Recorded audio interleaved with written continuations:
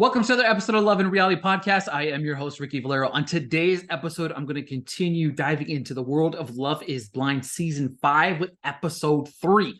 Folks, just a quick recap of what's been going on. I am covering Love is Blind Season 5 over here on the YouTube channel. I will be doing an episode-by-episode recap on the YouTube. Over on the podcast side of things, if you're listening to this, I will be breaking down episodes 3 and 4 for you today. I'm very, very excited to talk episodes 3 and 4 today because they are getting hot and heavy. We're getting some crazy things going on, and I really let's just dive right in. Let's just dive right in. We pick up right where we left off. JP and Taylor are meeting for the first time. He proposes, they kiss. She asks, he asks her to marry her. She says yes. He said he's excited. She said her heart is beating out of her chest. She calls him sugar butt. I love that. Just a little cute thing. He said he's the luckiest man in the world. He's completely smitten by her. She said there was some silence in the pods with him and her, and she expected it, but it was still very awkward in person. Of course, like there's silence in the pods. Like you really aren't like staring at each other. You're just like, all right, just an awkward silence. But like now you're in front of each other. She said that he has changed her outlook on life and love now. She said, you better not stop being sweet to me. They keep kissing, which is cute as fuck. But I think she's got some slight hesitancies there. Miriam and Stacy are chatting up. Stacy didn't know that Joni was Izzy's other person. She reads a hilarious poem she wrote for him. Izzy tells Stacy things are getting hard. She tells him that she's ready to feel comfortable and open up to him. She reads off something sweet that she wrote about how Izzy makes her feel. They have a sweet little date together. Uchi and Aaliyah are back at it. She said there's no such thing of a perfect marriage. That's a lie. Sorry. It's a lie, folks. I promise you, there is a such thing as a perfect marriage. I can attest to that. She said she likes to grab, they were talking about weird things. She said she likes to grab the elbow skin of the other person. She likes grabbing what everybody likes to call the weenus. Like what the fuck is going on? She says it out loud, I like the weenus. And it was kind of hilarious. She also talks about how she likes to eat Splenda packs and honey. Not together. Splenda packs, she likes to eat them, and then honey. And he says, who are you, Winnie the Pooh? She says when he showers, she will want to peek. He's like, you don't get any free peeks. I mean, that's true. No free peekies. She said, tell me something weird about you. And he struggles with it a little bit. I'm like, come on, guys. Like, everybody has some weird stuff about them. You know what I mean? He brings up he's OCD. That's not weird. That's just a thing. You know what I mean? He brings up he likes, like if there's a picture on the wall that is crooked, it's going to freak him out. And he's going to like have to hurry up and rush to fix it. She calls him out on that being like just the weird aspect of that. Like we're got a controlling guy. He's very, very, very, very controlling as we get the vibe that he's very, very controlling. It'll be interesting to see how it plays out if these two propose to each other, blah, blah, blah. I just wish you would dump him. Girls are dancing at the girl. Guys are talking about things. Milton said he's ready to propose. Lydia had a drink ready for him. He got her a big, huge bee. It was adorable as fuck. She got him a rock. Again, how adorable. I love these two. He says, what makes him weird is he's a competitive Pokemon player. I love that he said that. She asked him he asked what her greatest accomplishment was. She said, I have 2 degrees. Lydia is a boss. Milton gets serious, talks about how he had scoliosis when he was a kid. He had so many surgeries. There was a lot of things that happened early on in his life. He talked about how grateful he is, but he has the concern of like, what if his back gives out? What's going to happen then? Lydia interrupts and says she will take care of him. Very, very sweet. He said he won't live that long because of how tall he is. And she laughed and said, you trying to tell me how tall you are? That was a hilarious moment. He said he's falling for her and it's scary. And she said, me too. I like these two. I think it's just they go up well together and I want them to work so badly. She goes up to the wall and says, I want you. She hugs the little bee. How cute. They're just adorable. I just really like them. All right. Joni and Izzy are getting ready to chat and she wants to leave here with him and she wants to comfort his fear. He's breaking down his feelings he has with 2 people. He's connected with her fast and it's gone great. He said out of nowhere, The other person comes. It wasn't emotional right away. He said it's kind of crazy because she knows him so well through a wall, and it's fun and easy. She said he had the same thing with Chris, and said that she knew that if she left with Chris, she know exactly what life would be like. She said that she wasn't falling in love with him. Chris would have been the repeat of her past mistakes. Interesting choice of words.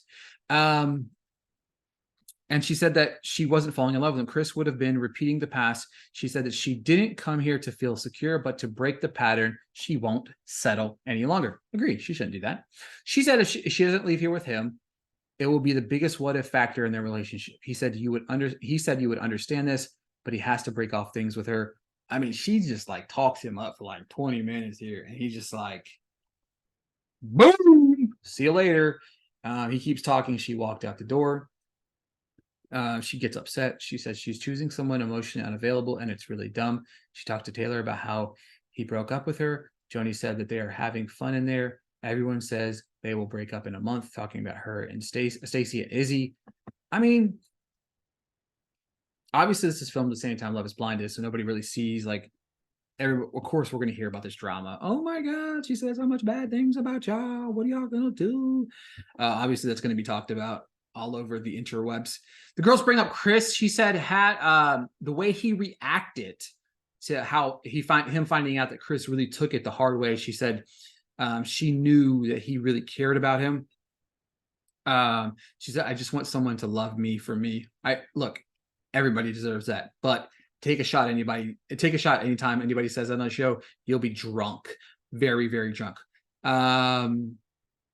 It's crazy to me, like you just shit on Chris in the pods, but now it's like, well, my number one said I don't want to be with me, so I'm gonna jump right back into you. I don't know, you know what I mean?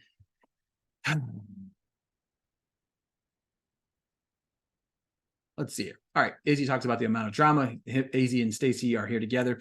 He said him and Joni didn't end on a good note. Stacey said she's going to stay out of it. Good for her. Very proud of Stacey. I like Stacey. Stacey, you are on my good side. He said it feels right. He said if this is going to be what he's going to be for the rest of his life, this is where I belong. Stacey and Izzy might be the next person up. I'm uncertain about these two, but I'm willing to cross the bridge for him. He asked whether she's at the L word. She said she feels and what's happening is pushing her towards that, saying it when it is right. He's struggling with this. She said her body isn't well conditioned to this emotional stuff. Again, so she didn't say no, right? She didn't say flat out, yeah, let's be honest, Izzy, I'm not really vibing. No, what she said was, it's pushing her towards saying it. She will say it when she's ready, but she's heading in that direction. I don't understand why these men on this show are just so insane. I don't understand. Chris comes back because Joni wants to talk to him. He jokes that he doesn't love being second place, and Izzy will have it over his head for the rest of his life. That was hilarious because Izzy was sitting right there and he laughed as well. Uchi said maybe she's regretting the decision, and Izzy's kind of freaking out because like he said something and it kind of triggered him in his head. Joni said Izzy ending things with her, and she said she got in her head a little bit. She said she wants to pursue him still. He wants her to be honest, and when she found out that he didn't take their breakup well, it made her realize she was repeating a pattern. What the fuck is going on? You literally just said the same thing to Izzy, but you don't want to repeat a pattern. We're repeating patterns. Like, what is going on? Like, I don't like accusing people of wanting to extend their time on TV, but hello. God, that was like she literally flipped the roles and said she didn't want to Izzy, I don't want to feel safe. Oh, well, then she's repeating the pattern of picking the wrong guy with Izzy now that she wants to be with Chris. He says, why did you do this to me? She said, I know I fucked up. He said, you're cute with your mouth full. He said, I want to be with you. I want you. She said, are we ready for an engagement? He says, I know and trust you and I care about you. He said he's going to have to think about it.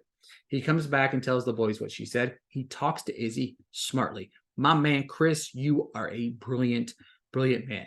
Izzy and Chris both talk about what Joni said, saying that she said the exact same thing to them on the flip side of the envelope. Like, busted, like you just got busted. Like, you didn't think that homeboy was going to go back and talk to him? Like, he straight up did. And I'm proud of him for it. Good for him for not settling, for being second fiddle. You know what I mean? I don't know. Aaliyah tells Lydia she's in love. She says, I love his nerdy ass. She tells her that she doesn't want to get hurt again. Aaliyah and Lydia are my favorite two people. I love them.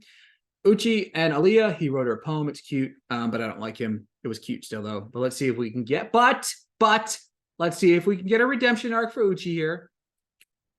He said, speaking of trust and honesty, I haven't been completely honest with you. He said one of the dates on the first day, he walked into the pods and it was a girl that he dated in the past, and it was Lydia. Uchi and Lydia have a history together. What in the world? I can't believe in our 5 years of Love is Blind that this is the first time it's ever happened. And not only is it spicy, it's very spicy because Lydia and Aaliyah are best friends. I don't know why I'm talking like this, but this is where it gets very messy, guys. Very, very messy. This was insane. Like, this is one of the biggest twists in Love is Blind history. And of course, this ends the episode. Give us a little bit of a cliffhanger to head it into episode 4. Wow.